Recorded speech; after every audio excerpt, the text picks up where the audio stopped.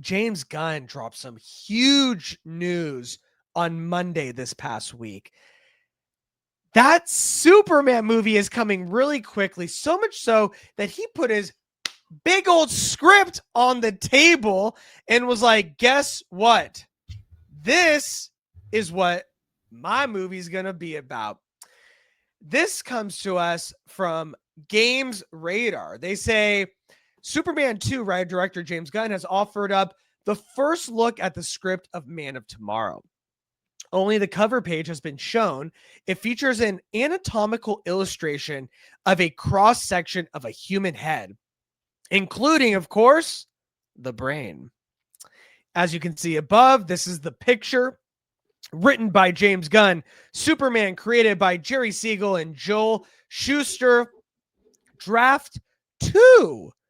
So this has been in the works with him for a while. Yeah. It's that image of a human brain that may actually confirm some important aspects of the plot of Man of Tomorrow. In particular, the villain who will be so deadly, he forces Superman and Lex Luthor to team up. The obvious implication is that, as many fans have predicted, the villain will be none other than Brainiac, the most important Superman enemy who has yet to appear on the big screen. I want to ask you, Zach, how do you feel about Draft 2 being in the books? And do you also agree that this image alone is definitely giving big hints that Brainiac will be the big Brainiac bad of Superman 2? So in terms of Draft 2 being done already, I do worry that James Gunn is writing a little too fast. We've talked about like him, and he's been public about how he wrote, Creature Commandos, season 2 of Peacemaker, Superman, and I think like one other thing in a span of like 16 months, which is a lot, because he's also directing a lot of these things. He's producing a lot of things. He's going to go ahead. So he has himself stretched a little thin in that. And I think each of those scripts suffered a tiny bit for that, because he had to have his full focus.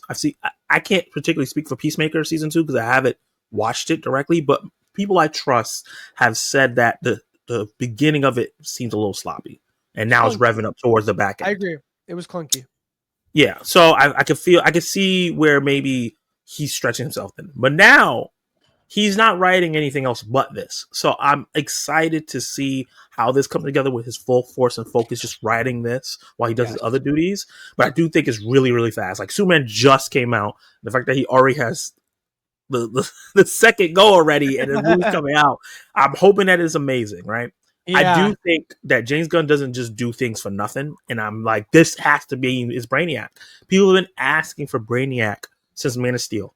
Right? Everybody wanted Brainiac for Man of Steel 2. So it's been like 10, 13 years 100%. Of people wanting Brainiac brought to live action. And I think this is the confirmation we needed. Yeah, I think you're right. And to lend to what you said, with Man of Steel, it made so much sense because of how much they gave the alien essence of who Superman is. And we got to see so much of Krypton in that movie in the opening scene. Yeah, Krypton. Okay. I'm like, Krypton. I was like, I got it right. And so, yeah, everyone thought like it was a foregone conclusion that the sequel would be Brainiac. Unfortunately, they had people above who were like, we need Batman. We need you to build this universe quickly because Marvel just had a huge Avengers team-up movie and we need that too. Yeah, I think that might be playing a little bit into the hand of why James Gunn is going so fast. As we have reported on recently, Warner Brothers may be bought out by bigger companies who have other interests. And so if you put out Superman and it does really well, Supergirl's coming out the next year, Superman again. By the time a new company helps ramping up Warner Brothers and whatever properties they just bought, you might have billion-dollar franchise and they're like, darn, we have to let James keep going. We have to keep him. Might be a preemptive tactic to keep pumping these out if people are liking them so that he will be too big to fire or to demote if a big company comes in to buy Warner Brothers, is how I feel. And I want to piggyback off of that. I 100% agree with you that I do think he wants to get these big, because he even also recently said, I don't know if you were going to bring up this, he also said that I think we're going to focus on big characters and known characters. It's hard to get people in theaters for people they don't know, which is very unusual for him because he focuses on unknown characters. You know? So his thing you made Guardians big. He made Suicide Squad kind of big.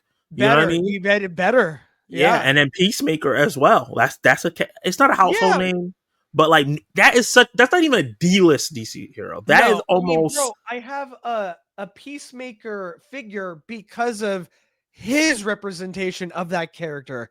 I only knew about him and that he was a D-bag from the comics. I didn't know much else, honestly. Yeah, I'd never even heard of Peacemaker until the show. So it's so obscure. It's so obscure. But what I'll say is, other than the business side of it, I think progression of what's going on, I think it makes the most sense. And I'm going to say this why. This is coming from my comic book brain, right?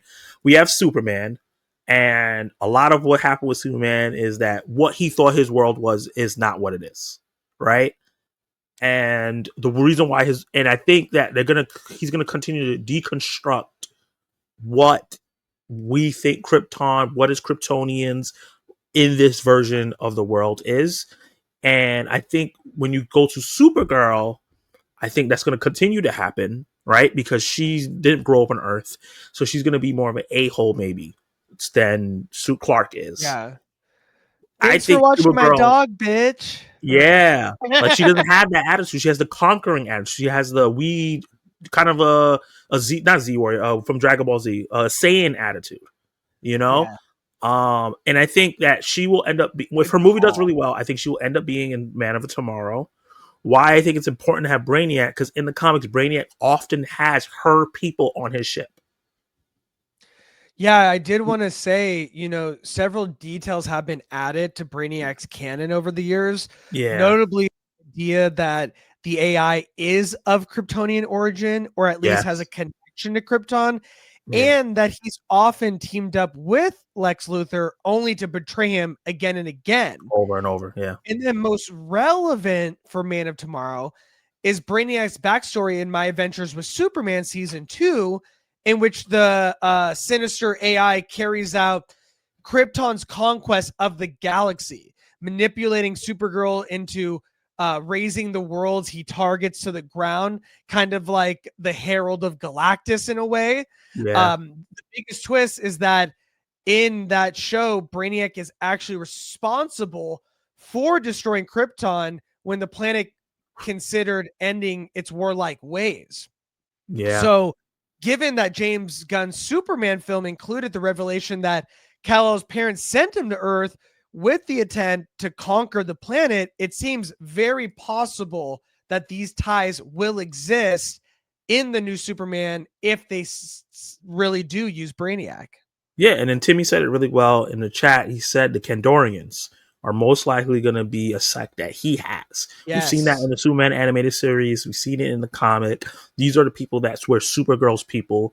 A lot of times what happens is that her parents end up being alive, yada, yada, yada. And the dynamic that ends up happening is that Supergirl's changed because of Clark. But then she gets into conflict with her family because they are still in conquer mode. Right. So she has to be like, you can't conquer Earth. And they're like, why not? You gone soft. So I feel like all that should add to the story where maybe not Supergirl is the Herald, but the Kandorians are. And now it's Superman, Supergirl, and Lex fighting against a bunch of Kandorians who are going to be getting all these powers because they're getting the sunlight. I think all that could be really interesting. Every time I hear that word, I think of Kang, Yeah. Yeah. I have many names. Where he comes from. A Conquer, oh my goodness. In Loki season 1, that monologue, man, is just like chef's kiss. Very sad that we didn't get to see that. Would make, they're never going to do this, but Jonathan Majors would make a great Brainiac. Oh my God. Oh, he would kill that. I didn't even think about him, but oh my goodness. Well, James Gunn's all about giving second chances. Since he's had one, he's talked about Ezra getting a second chance. If he put it on him, wow, that'd be a big bet. But I Yeah. would not be mad about it because, man, that boy can act. He can You know, act. he can act. But I do think Brainiac makes the most sense for what we've been hearing from James Gunn, that there is going to be a big enough villain that is going to force Superman and Lex Luthor to have to team up to defeat him in some kind of way. Doesn't mean that they'll remain on the same side the whole movie, but it does need to be a big enough force. And I think Brainiac is definitely the villain to do that. Yep. So we shall see.